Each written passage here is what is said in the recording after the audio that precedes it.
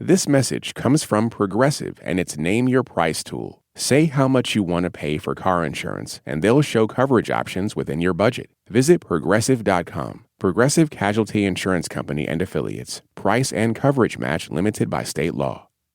This message comes from Grammarly. 88% of the work week is spent communicating, so it's important your team gets it right. Enter Grammarly. Grammarly's AI helps teams communicate clearly the first time. It goes beyond basic grammar to help teams instantly create and revise drafts in just one click, all without leaving the page they're on. Join the 70,000 teams and 30 million people who use Grammarly to move work forward. Go to Grammarly.com/enterprise to learn more. Grammarly, enterprise-ready AI. Hello, hello. I'm Brittany Luce, and you're listening to It's Been a Minute from NPR, a show about what's going on in culture and why it doesn't happen by accident.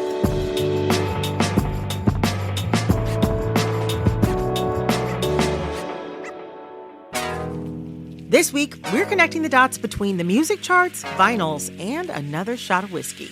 I know. How are all of these things connected? Well, we're going to find out with NPR music editor Stephen Thompson. Stephen, welcome back to It's Been a Minute. It's so great to be here. Thank you for having me. Oh, it's so good to have you. I got to ask you, though, before we get started with this conversation, what is the first record that you ever bought with your own money? Well, the first album I ever owned that was gifted to me by my parents was Weird Al Yankovic in 3D. Okay. Yeah. Well, I think the first time I bought music with my own money, I bought 2 CD singles when I was 10 years old. Ray of Light by Madonna. Mm-hmm. Still slaps. And The Boy Is Mine by Brandy and Monica. Oh my God. Those are great songs. I know. And I still love them both. And fun fact, The Boy Is Mine spent 13 weeks at number 1, which was a really big deal at the time. I mean, that song was everywhere.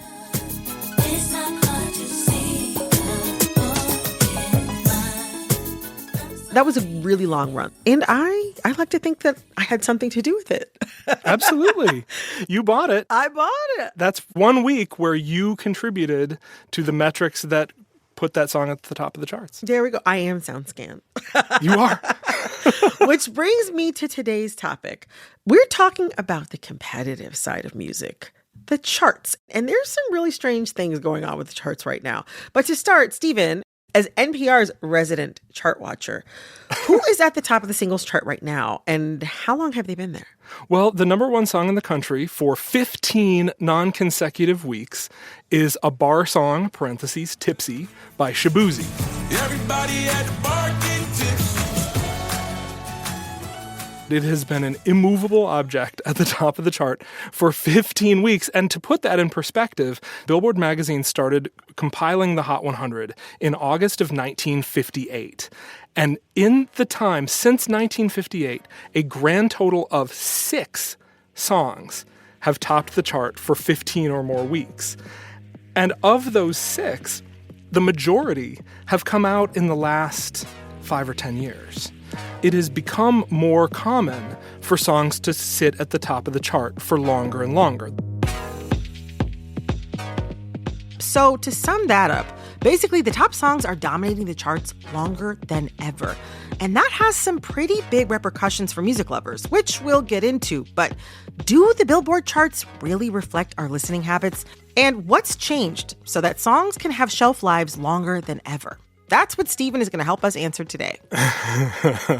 So, Stephen, why are more songs dominating the charts for so long? Well, I've been trying to get to the bottom of this phenomenon for a few years now, because when you look at TV shows and movies and kind of how long they dominate the cultural conversation, they have a relatively short shelf life.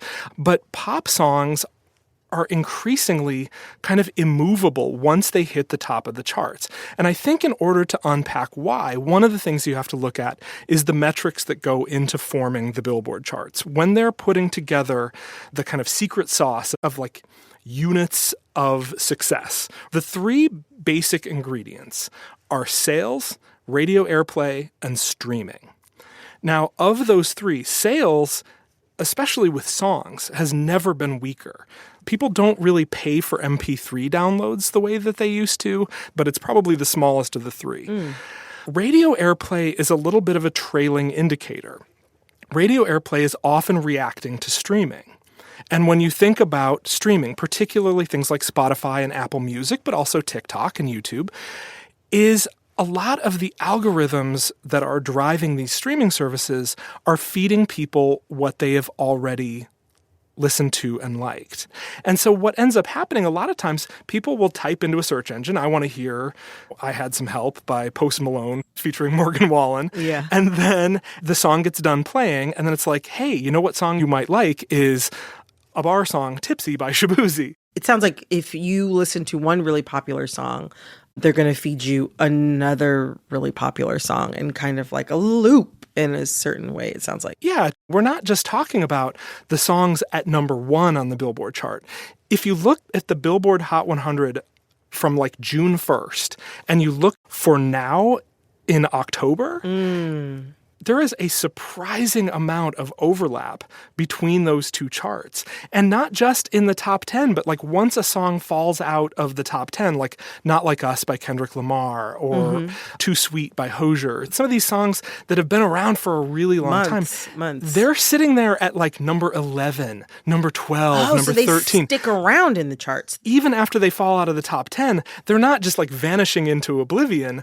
A lot of those songs that were in the top 10 in June are still at like number 15 on the pop chart in October. And so that can be really frustrating because those streaming algorithms are not really designed right now to foster music discovery so much as just constantly feeding this hunger that has already been satisfied. Oh, gosh. Well, Stephen, as you mentioned, I mean, you've followed these charts for a long time, like even before you did this for NPR. And you've said that they can offer, insight into who's having a moment, like who's really hot right now. And the charts can also help the music industry decide who to invest in. Right. And, lend lifelong legitimacy for some artists. In a previous conversation we had, you said, once a Billboard chart topper, always a Billboard chart topper. That's something that can't be taken away. Right. But as you've watched these metrics change, do you think the charts are an accurate indicator of an artist's popularity or her listeners' tastes? And were they ever? Were they ever is a really good question, because any kind of metric to determine what does the monoculture think of different pieces of music is going to be an imperfect metric. But it used to be much tidier. It used to be you could determine that people were interested in hearing a song if they were buying a lot of 7-inch singles of that song. And I think some of these metrics today are a little easier to game. Interestingly enough, when we talk about the Billboard albums chart, it's very possible for, and happens all the time, in fact, for major stars to essentially manipulate the Billboard albums chart by releasing discount-priced digital downloads of albums that contain bonus tracks. A la Taylor Swift. Yes, Taylor Swift is one of the most sophisticated practitioners of this, and in a way that I think you and I can both appreciate, she sometimes uses it to petty ends. In April, Taylor Swift put out the album The Tortured Poets Department. Huge, huge hit record, number 1 for many, many weeks. At one point this summer, Taylor Swift suddenly flooded the Taylor Swift market. On her web store, she made available a whole bunch of variant digital editions of The Tortured Poets Department, all for sale for $4.99. That's savvy. Each variant edition had a different bonus track. All of this was designed to create this sugar high of sales that would keep The Tortured Poets Department at number 1 for another week, during the same week that Kanye West dropped an album-length collaboration with Ty Dolla $ign. So Taylor Swift and her fans saw an opportunity to block Kanye West from the top of the Billboard charts. This is not exclusive to Taylor Swift. A lot of artists do this. You've pointed out how there's like some overlap between, sports stats and music charts. When it comes to the fandom specifically, can you lay that out? Yeah, I mean, I think this is part of a larger trend kind of in the internet era where fans are not passive consumers the way maybe past generations of fans were. We're like, I like that Whitney Houston song. I'll buy the record. And then maybe when she comes to town, I'll Go to her concert. Yeah, buy a ticket to her concert. But there's not necessarily this kind of street team mentality where fans are like poring over the charts and figuring out how to help their favorite artists succeed. I mean, God, we have not even gotten into sports, where it used to be maybe you just watched the game, but now you've got a fantasy team and maybe you go on one of these betting sites and maybe you've got parlays going and people are picking apart analytics and coaches tape. Yeah. We're in this weird era where I think as fewer and fewer songs and fewer albums kind of take hold at the top of these charts, you wind up having invest yourself in like a deeper and deeper relationship with that musician, that song, that album, in part because it doesn't go anywhere. That's such an interesting point. Yeah, the songs don't go anywhere. They stay at the top of the charts. They stay in the culture. I mean, I feel like I speak for a lot of people when I say that we are simply overwhelmed with options of things to watch, listen to read. And we've been asking for a lot more creativity from our films and television shows. But I wonder what we lose when our music metrics don't reflect a lot of the diversity in what we actually listen to. Who suffers when these systems are so gamified? There's a huge underserved middle class in music. The kind of working bands, working singers, working artists who haven't necessarily broken through to the level of like a Chappell Roan. And the charts aren't really able to capture those kind of middle class successes. And sometimes it's upper middle class. I mean, there's a band called Cigarettes After Sex. They're very good. Go watch their Tiny Desk concert. It's great. When you drag me on the floor, the Plutoni's on. Their album has never hit the top 100 of the Billboard 200 albums chart. It kind of bubbles around in the bottom half of the top 200. Cigarettes After Sex sells out stadiums. Whoa. They literally sell out stadiums. They have a huge fan base, but it's not necessarily able to be captured through the metrics of the charts because of kind of the nature of the fandom. They're very popular with maybe a smaller number of people. And the way the Billboard, particularly the Billboard albums chart is set up, everything's lumped together. Relatively new albums that are have huge cultural footprints. Your Sabrina Carpenter, your Chappell Roan, your Morgan Wallen. These albums sit at the top of the chart.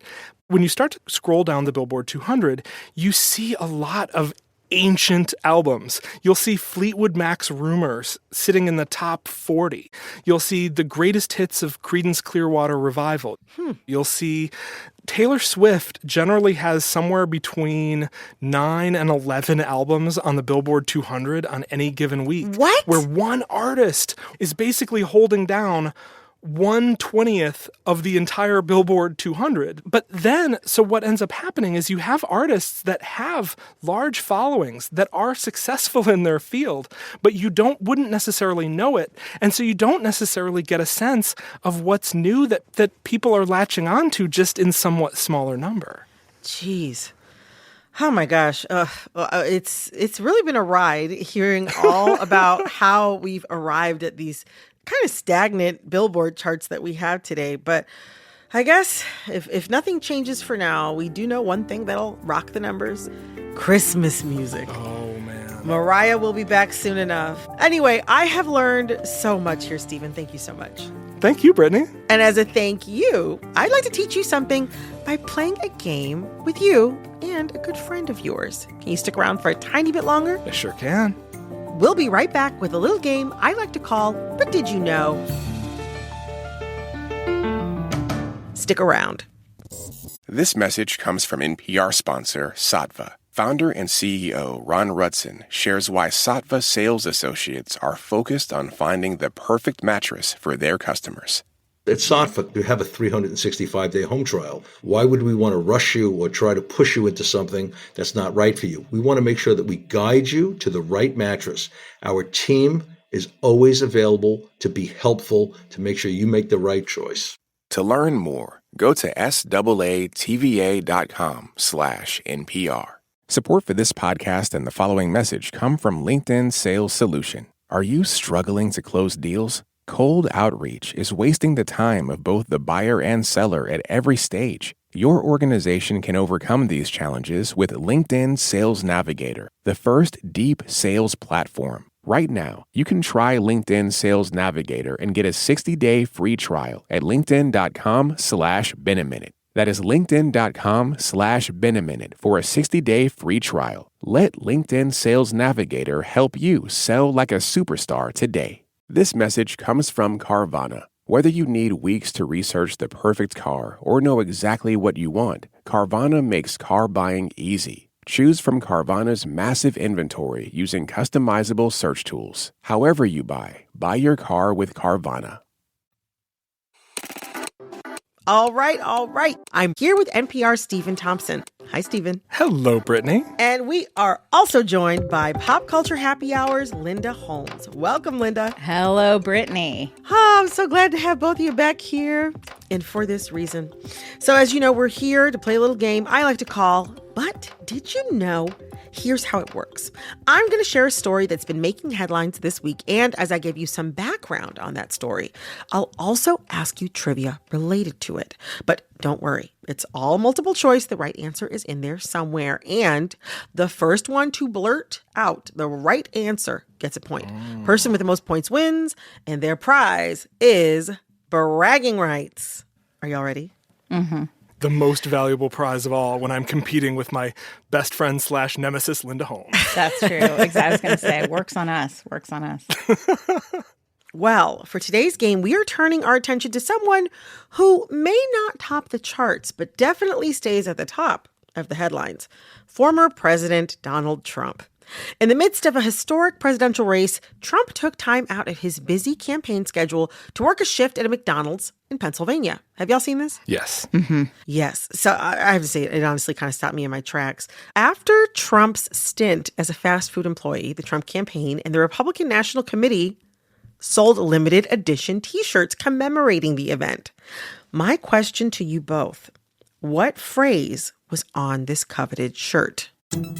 Was it A, MAGA Donald's, B, Make America Affordable Again, or C, Make the dollar menu $1 again, which I would argue is actually like a winning campaign strategy? It's McDonald's. Steven says MAGA Donald's. What do you say, Linda? Well, Steven seems to know, but I agree with you, Brittany, that the really good one would be Make the dollar menu $1. The answer is indeed A, MAGA Donald's. Which, what a name. I mean, when I heard that, I think I went into a laughing fit. And I didn't come out for some time because I was just like, what is this? It's awkward. It is quite awkward. But that T-shirt still completely sold out. But what did it look like, you might ask? Well, it featured a photo of Trump waving out of a drive-thru window with the slogan, MAGA Donald's, in red and gold letters below him. Well, on to question 2.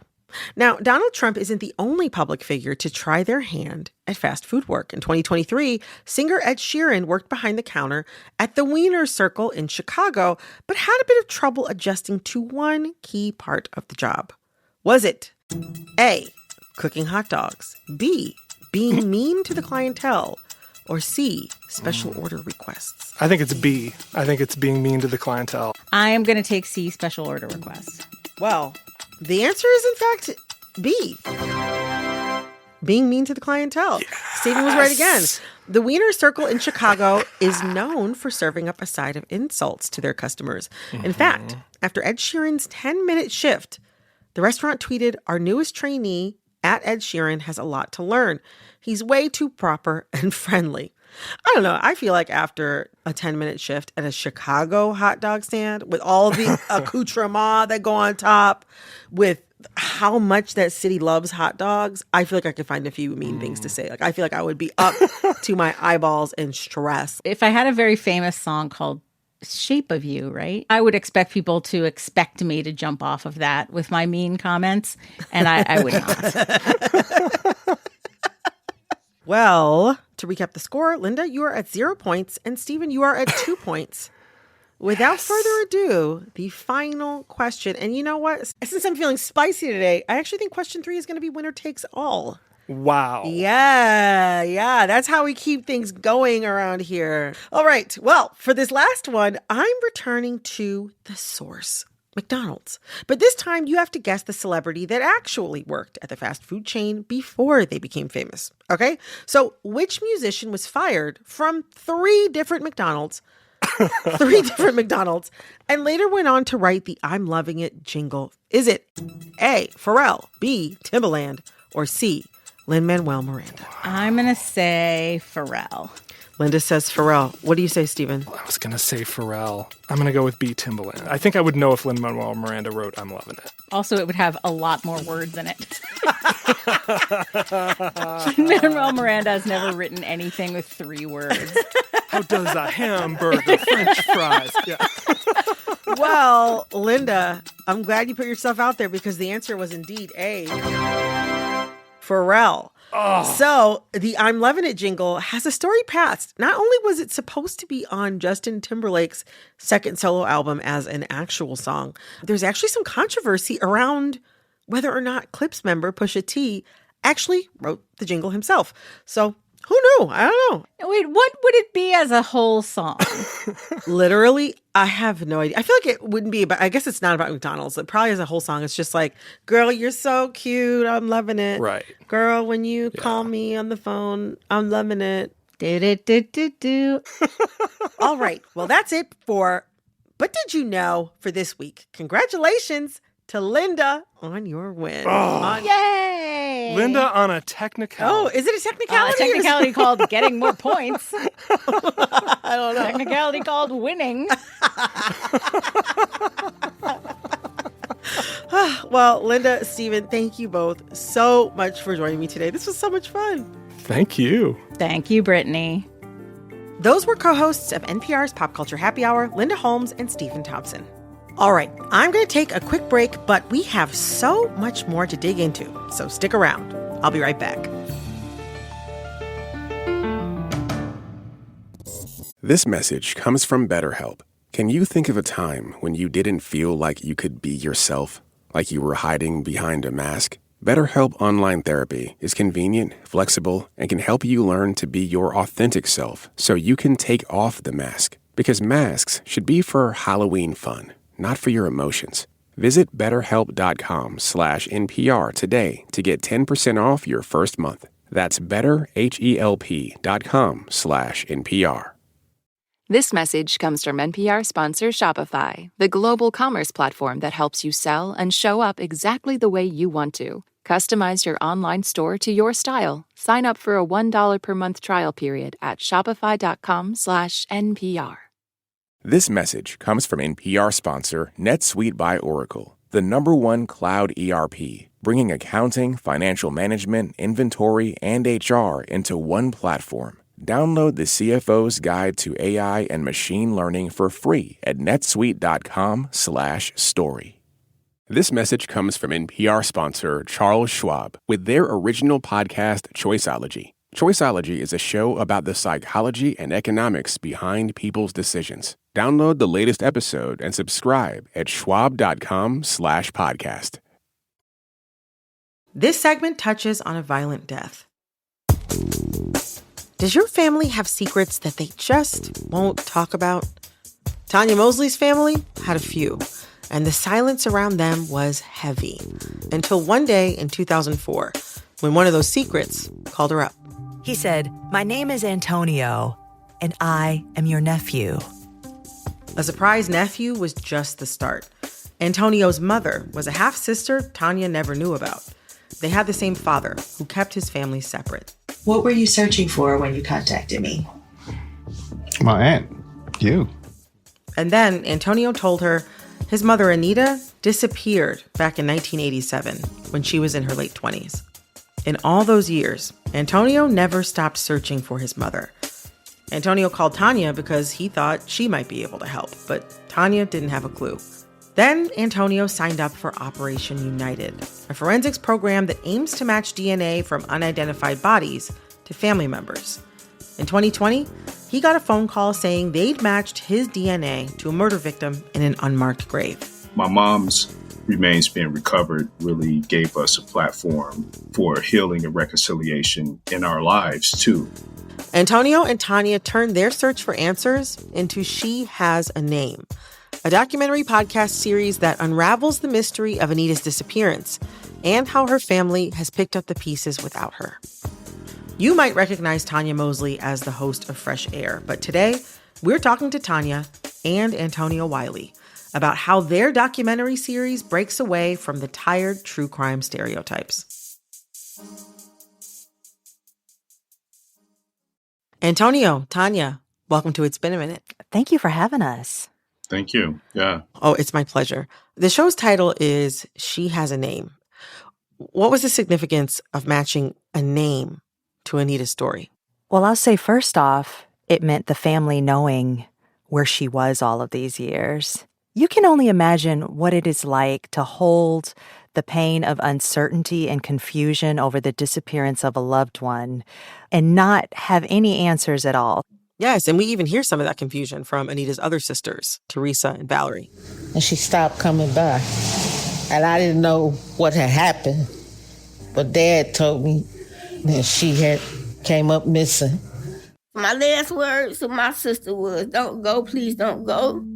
She mattered in a real way for people that knew her, knew of her, and never had a chance to even reconcile her disappearance.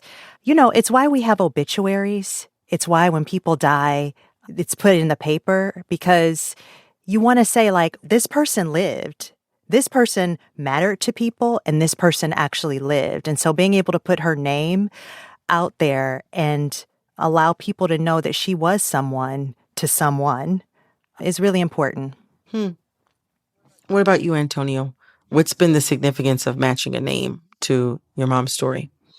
It's been a long time coming, and to finally be able to lay her to rest in an honorable way has been the biggest gift to me. Recently, we laid a headstone at her grave, and now we have a place and a space to honor her.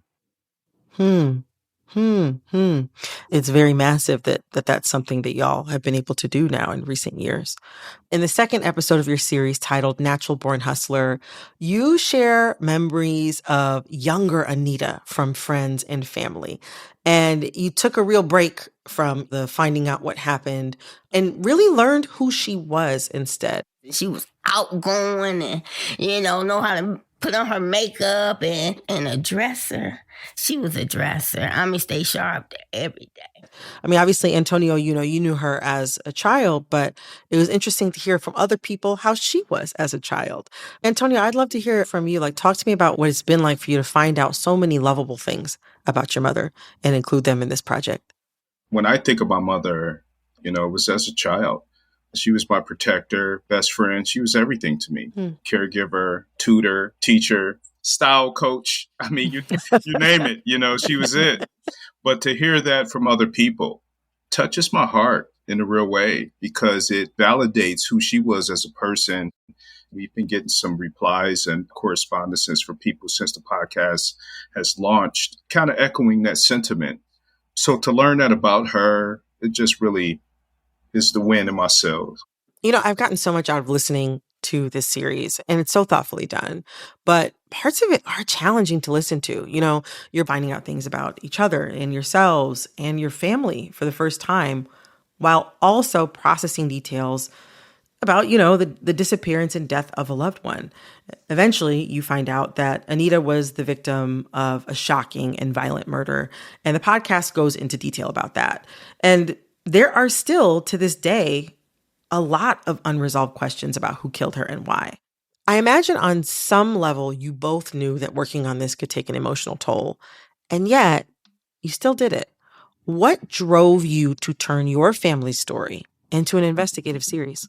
So I start off the series talking about how, as a journalist, I cover missing persons cases throughout my career. And there's always been this other component of that, like how we underreport Black missing people, specifically women of color. But really, it wasn't until finding Anita's remains that I thought about, okay, if we're going to tell this story, we have to almost, by laying ourselves bare, lay out why other Black women's stories aren't being told. In the media, we want a perfect victim. We want someone who was, oh, she's a wholesome family woman who was married and 2 kids and went to college, and she just disappeared one day. Right. So to say that Anita also has a name is also to acknowledge that she's human and to acknowledge her humanity in a way that allows you to understand what ultimately led to her disappearance and death. It felt really gratifying for Antonio and I to have this ability to be able to unpack that for ourselves, too. I think there are so many families who have some of these subjects we can't talk about or things that we don't want to get into, and that gets passed down. And it's really interesting to see how you all went there and shared some of the experiences that Anita had gone through. She'd been a teen mother. She had been involved in the drug game. She got mixed up with the wrong guy. I mean, these details, when you put them up against the definition of society's perfect victim, it can be incongruent. But in real life, almost everybody has either been that person or has known and loved that person. Absolutely. Yep. I think that also was very interesting, the way that you all embraced the reality of the family history that you were trying to explore. To do anything less would have been a diminishment of the story itself. I had one woman who contacted me and said, I just want to tell you about my sister. She was a sex worker and she disappeared in 1980 and I've never seen her since. And I carry this with me. And when I heard Antonio say, you can't really tell people this thing, but this is the thing that actually guides your life and directs your path, but yet you can't talk about it because it changes your relationships with people when they know. She saw herself in Antonio. And so how are we able to get to the truth and actually really tell the story if we didn't go there?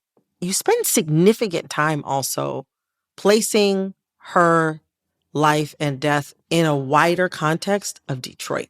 You spent time exploring how the city of Detroit both made Anita in so many beautiful ways, but also the city failed her and her memory in so many other ways. Things that were happening in Detroit during her life contributed to the conditions that led to Anita going missing, like the crack epidemic, the struggling auto industry, continuing white flight to nearby suburbs, and a lack of investment in the Black people who stayed behind. In an interview in Vanity Fair, Tanya, you said, Detroiters feel displaced in it all. And part of why they feel displaced is because they haven't had a chance. No one has actually stopped and acknowledged what happened to them, the survivors. How do you see this series as addressing that lack of acknowledgement that you described? This is the topic that really does make me emotional. So bear with me here. But just recently we had an event in Detroit where we had the community come together and we recorded a live show. And in the audience, there was a whole row of women, actually 2 rows of women who were Anita's age. They were her friends and some of her family members, and there were some of my family there. And then there was some of my mom's friends, and they're all like in their 60s and 70s because that's where Anita would be now. And all of them have told me how much they feel seen by this series. And the people that we were able to interview for this, at the end of every conversation I've had with every one of the Black women I've interviewed, they've said, thank you for letting me tell my story. And I think we're talking a little bit about Anita and we're talking a little bit about you, but wow, that's more than you've ever had the opportunity to talk about the things that happened to you. And I think it's healing too. And that's just the gift of being able to talk about it. I want to talk more about some of that healing, specifically from your perspective, Antonio. I mean, one thing that stood out to me about this series that's different than other documentary series that I've heard that have covered similar topics is the way that you all address Black men's mental health and wellness in the wake of tragedy. I see myself in the youth of today dealing with a lot of that. They may not share the same experience that I do, but growing up in urban areas, you're faced with the same circumstances, either personally or know someone who have been, right? Where do you turn for help or for guidance? That's what's missing. We wanted to bring that aspect of our experience into the conversation Tanya held my hand the whole way, which was big to me because that's the stigma, of young Black men in urban areas, if not the country. But what we hope to show is that there is, if you can confront your own challenges in a way where you're sincere about not only finding solutions, but then also finding a way forward. Now that the podcast is out, I wonder, what does healing continue to look like for your family? And what have you learned from each other about healing in the wake of tragedy? The number one thing that has come out of this podcast for me is opening up the conversation with my family about really tough things, and also forgiving ourselves for some of the choices that we made. It really shows me that there is so much power to storytelling beyond just the gratification of entertainment, like, just being able to sit in someone else's story for a moment. There's a real chance to be able to reflect on one's own life through other people's stories that allow us to heal for ourselves. What about you, Antonio? That it's okay to be vulnerable. It's okay to confront your past. We all have a story, right? And no one's perfect. So, it's given us all courage to confront these things that we've carried with us for a long time. And now we're starting to finally put them back in their place, take the lesson that it gave us forward into the future, and put stops in place so these things won't happen again. Oh my gosh. Tanya, Antonio, thank you so much. I can't tell you how much I appreciate this. This was really, really special. I appreciate this too. Thank you so much. Thank you. That was Antonio Wiley and Tanya Mosley. You can listen to She Has a Name wherever you get your podcasts. That's it for this episode. But next Tuesday, I repeat, next Tuesday, in this podcast feed, I'm talking about hot moms. Yes, those moms. The ones who are having a moment this year. Older women are in, and I'm digging into why. Next Tuesday in this podcast feed.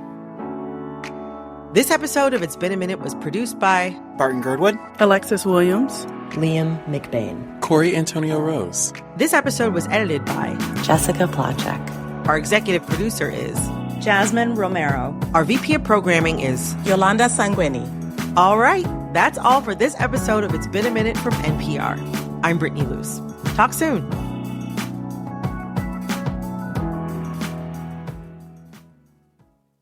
This message comes from REI Co-op. From early morning runs to last-minute trips, make time to opt outside. When you're ready, REI has your gear, clothing, classes, and advice. Visit rei.com/opt-outside. This message comes from Jackson. Seek clarity in retirement planning at jackson.com. Jackson is short for Jackson Financial Inc., Jackson National Life Insurance Company, Lansing, Michigan, and Jackson National Life Insurance Company of New York, Purchase, New York. Support for this podcast and the following message come from Montblanc. This year, Montblanc celebrates 100 years of the iconic Meisterstück writing instrument and the countless stories it has captured. Montblanc inspires you to write and leave your mark. Now, let's write.